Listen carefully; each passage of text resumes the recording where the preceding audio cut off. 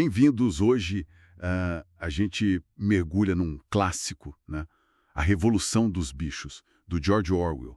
A gente está usando aqui uns trechos de uma edição de domínio público. O livro é de 1945, uma alegoria, assim, muito forte, sobre poder, revolução e como as coisas podem, bem, dar errado. Reflete muito a Revolução Russa, a era do Stalin. Vamos ver como essa história se desenrola. Exato, e a fonte que a gente tem indica que ele escreveu ali entre 43 e 44, um período bem delicado, né, por causa da aliança da Grã-Bretanha com a União Soviética. O interessante é como ele usa essa fábula, essa história com animais para fazer uma crítica assim bem profunda de como as utopias podem descarrilhar. Tudo começa com aquela sensação de exploração lá na Granja do Solar. Sim, o pontapé inicial é o discurso do velho major, né? Aquele porco mais velho. Ele junta os bichos e descreve a vida deles como miserável sobre os humanos. Aponta o homem como o inimigo, o parasita que só consome e planta a sementinha da revolução. É mais que um grito de revolta, ele define ali as bases do animalismo. E essas bases são fundamentais, né? Inimizade total com os humanos e tudo que é deles. Casa, cama, roupa, álcool, dinheiro. E, por outro lado, a união total entre os animais. 4 pernas bom, 2 pernas ruim. Vira quase um mantra, né? Simplificando a ideia. E o hino, Bichos da Inglaterra. Nossa, ele acende uma esperança enorme de um futuro livre e próspero. É muito poderoso esse início. Tão poderoso que a revolução acontece quase sem querer, né? O dono da granja, o Sr. Jones, bebe demais, esquece dos bichos, e eles reagem, expulsam os humanos, tomam a granja, e aí a Granja do Solar vira a Granja dos Bichos. É um momento de euforia mesmo, eles quebram chicotes, freios. Sim, uma libertação total, pelo menos no começo. Nesse momento, os porcos, por serem considerados os mais espertos, eles assumem a liderança. O Bola de Neve e o Napoleão, principalmente. Eles pegam os ensinamentos do Major e criam os 7 mandamentos. Escrevem na parede do celeiro a lei da granja.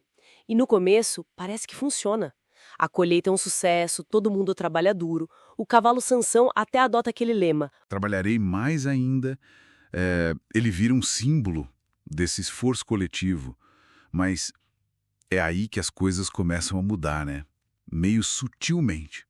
Os porcos, eles não pegam no pesado, só supervisionam. E depois vem aquela história do leite, das maçãs, que somem. O que acontece ali? Pois é. Aí entra em cena o Garganta, outro porco muito bom de papo. Ele que justifica, diz que os porcos precisam do leite e das maçãs para o cérebro funcionar, entende? Essencial para o trabalho de liderança e para evitar que o Jones volte. É o primeiro grande sinal, né? Usar o medo do inimigo externo para justificar um privilégio interno. A linguagem começa a ser distorcida ali. E começa a crescer a tensão entre os próprios líderes. O Bola de Neve, que era mais idealista, queria construir um moinho de vento, modernizar tudo. E o Napoleão, mais pragmático talvez, mais focado em consolidar o próprio poder. Exatamente. E essa disputa acaba de um jeito bem violento. O Napoleão tinha treinado uns cães em segredo, sabe? E usa esses cães para expulsar o Bola de Neve da granja. Esse momento é a virada total. O Napoleão acaba com as reuniões de domingo, onde todo mundo debatia, cria um comitê só de porcos para decidir tudo, e o Bola de Neve vira o traidor, o bode expiatório para tudo de ruim que acontece. Até o moinho, que o Napoleão era contra, quando desaba, ele diz que foi sabotagem do Bola de Neve.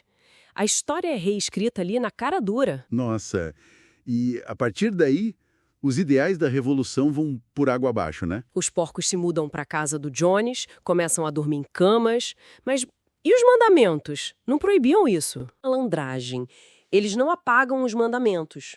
Eles alteram, bem sutilmente. Onde dizia, nenhum animal dormirá em cama, eles adicionam, com lençóis. O 6º mandamento, nenhum animal matará outro animal, vira sem motivo. Entende? Pequenas palavras que mudam tudo. E o Garganta tá sempre lá para explicar, para justificar. Mostra como a linguagem vira a arma principal de controle. Que coisa. E o trabalho fica mais pesado, a comida diminui, mas eles chamam de reajustes, né? E começam aquelas confissões forçadas, execuções, o medo toma conta, O hino Bichos da Inglaterra é proibido e a história do Sansão é muito triste. É terrível. O Sansão, o mais leal, que mais trabalhou, quando ele fica velho e não aguenta mais, o Napoleão diz que vai mandar ele para um veterinário. Mas, na verdade, ele vende o Sansão para o matadouro. E o Garganta ainda inventa uma história bonita sobre os últimos momentos dele. É o fundo do poço, da manipulação e da crueldade. A lealdade sendo paga com a morte. Anos se passam e a granja está completamente diferente. Os porcos andam em duas patas, usam roupa, chicote e fazem amizade com os fazendeiros humanos. A transformação é chocante. É a conclusão da alegoria. E para selar tudo, os mandamentos são apagados. Sobra só um, que é a ironia final. Todos os animais são iguais, mas alguns animais são mais iguais do que os outros. Aquela cena final, com os outros bichos olhando pela janela, os porcos e os homens jogando cartas, bebendo, e eles não conseguem mais distinguir quem é porco e quem é homem. É devastador. A revolução se canibalizou. Essa nossa análise aqui dos trechos mostra bem essa trajetória, né?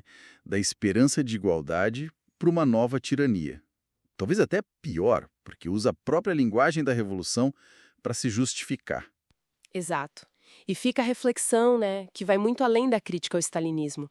Em qualquer processo de mudança, como é que a gente garante que o poder não corrompa? Como evitar que a linguagem da libertação vire a linguagem da opressão? É uma pergunta que continua muito, muito atual, eu acho.